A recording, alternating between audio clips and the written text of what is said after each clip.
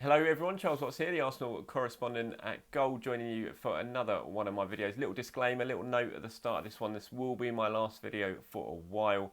Don't worry, I'm not going anywhere permanently, or maybe you were. Maybe we weren't worried at all when you'd be celebrating that I'm stopping these videos. But it's only going to be for a week or so. I'm off on holiday now, a little bit of a relaxation time with the family after what's been a pretty exhausting few months since the restart. So I will be off on holiday and I won't be around. I won't be around much on Twitter or social media either. As well, if you notice that I've gone a little bit silent, but that's just because I'm enjoying a little bit of family time. But I will be back, and these videos will start again soon. So just a little bit of a note for you there. Don't worry, I'm not going anywhere permanently. I will be back fairly soon.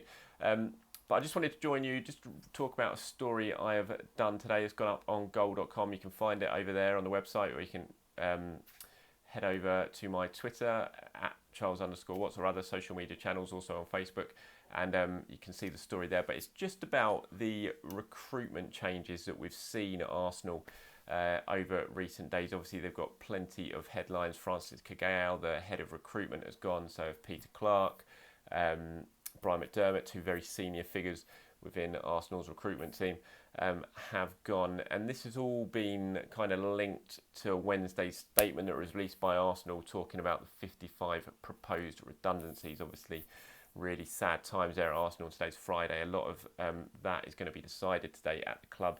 There's going to be phone calls, conference calls, and people are going to be finding out if their jobs are at risk, and it's really, my thoughts are with them all. I know so many good, hard-working people at that football club, and it's horrible to think what's going on there to so many good people who really don't deserve it. But so my thoughts are with them.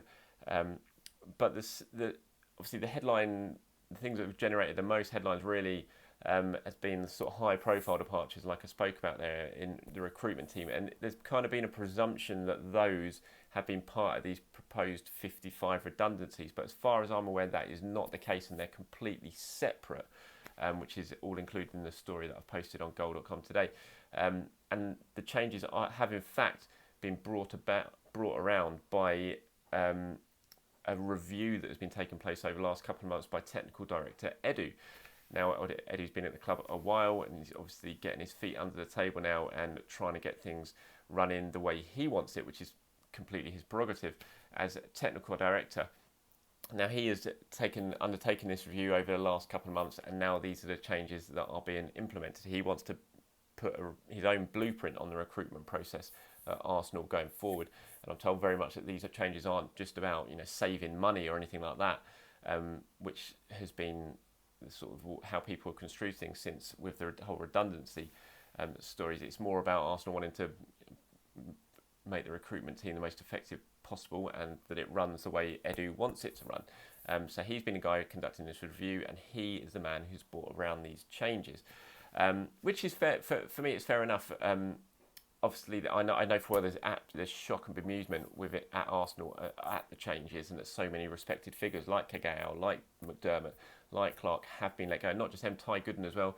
I think it's over. Obviously, those three have been getting the big headlines because they're very senior figures within the recruitment department. But there's an awful lot more. I think it's up to about 13 scouts who have been let go as part of this, including Ty Gooden, who's very respected, a younger scout, but very respected. He's been looking after the France area for Arsenal recently. He played a key role in identifying and scouting and getting the deal done that saw William Saliba arrive from St Etienne last year. So there's lots and lots of scouts who have been affected by this. It's not just the big names. It's up to 13, like I said.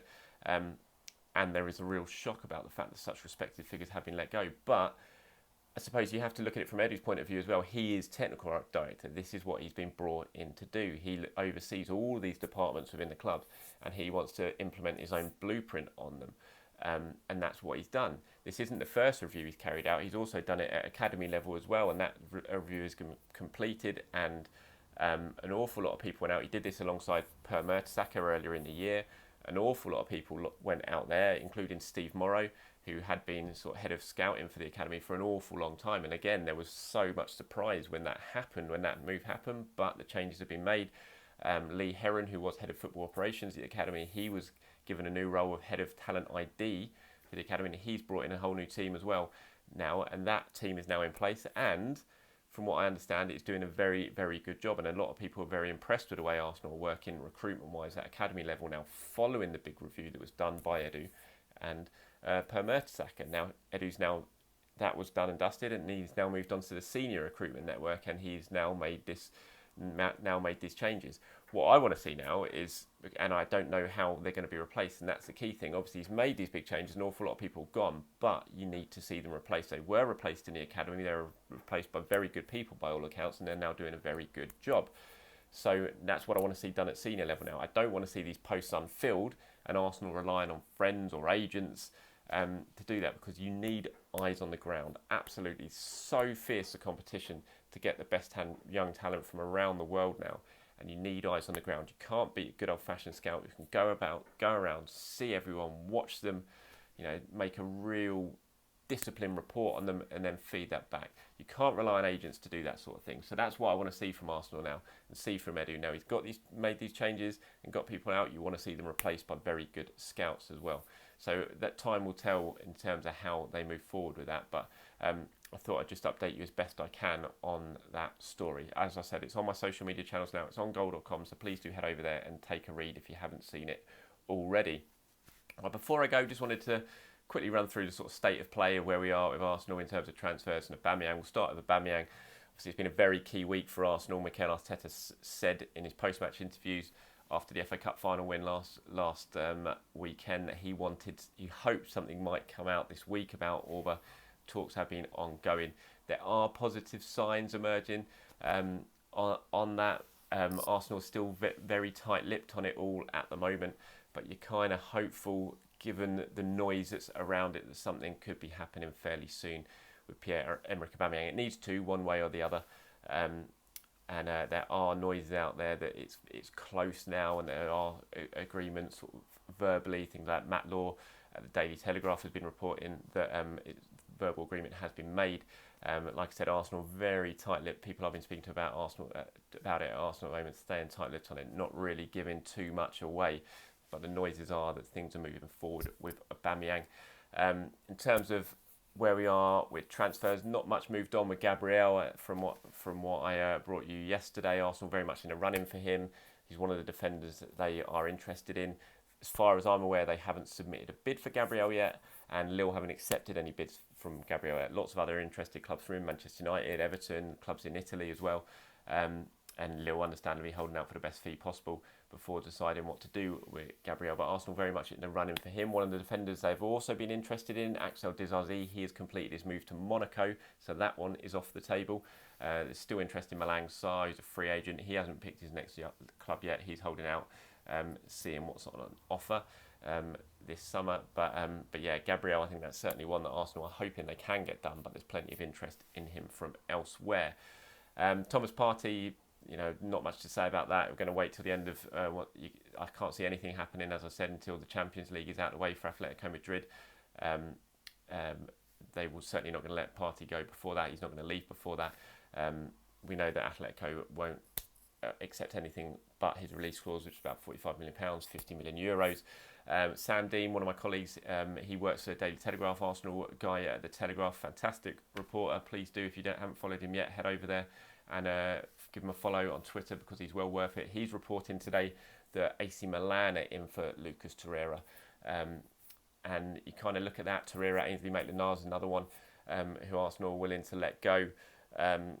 Brighton believed to be interested in Maitland-Niles, one of a few clubs.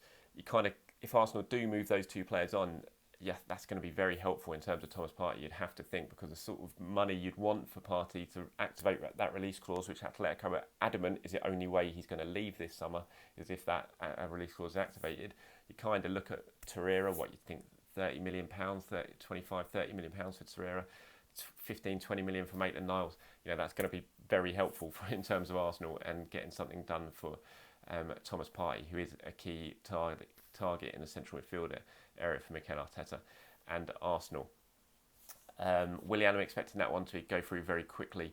As I've said before, Chelsea in action on Saturday against Bayern Munich in the second leg of their last 16 Champions League tie. Barring a miracle, they're going to go out, and I expect once that result is done and dusted, then Willian will very quickly be an Arsenal player after that on a 3-year contract. Right, that's about it from me. Thank you once again for watching these videos. As I said at the beginning, last one for a while, but I will be back soon enough to keep you updated as we head towards the new season, which isn't far away now. Arsenal obviously back in action in the Community Shield on August 29th. So until I'm back from my holidays, everyone, enjoy yourself, enjoy the sunshine, and I'll speak to you soon.